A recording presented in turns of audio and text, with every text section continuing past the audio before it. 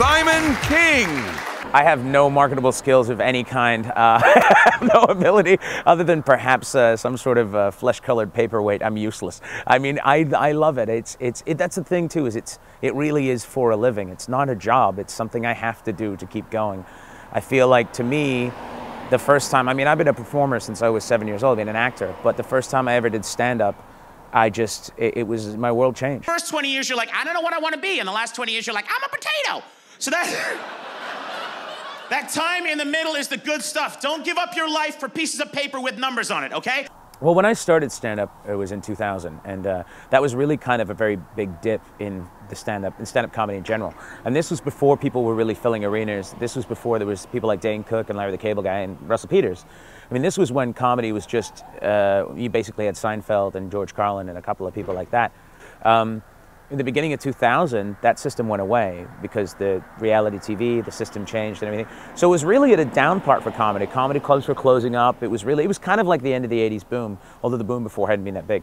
And in the last, I'd say 15 years, I've seen a definite rise. The internet has had a big part of that. You think in 2005, YouTube showed up, which allowed comics to directly access their audiences.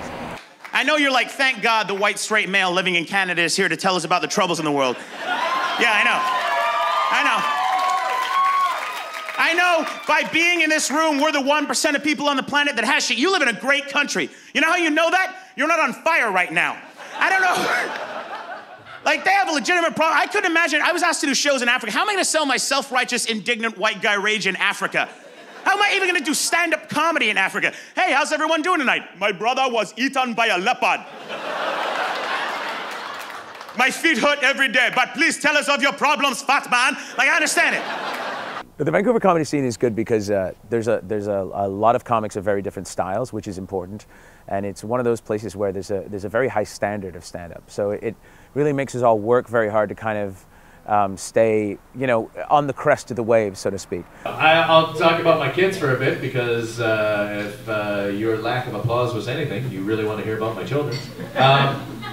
Thank you, one person. Thank you, Elizabeth. It's always good when you know the one person laughing.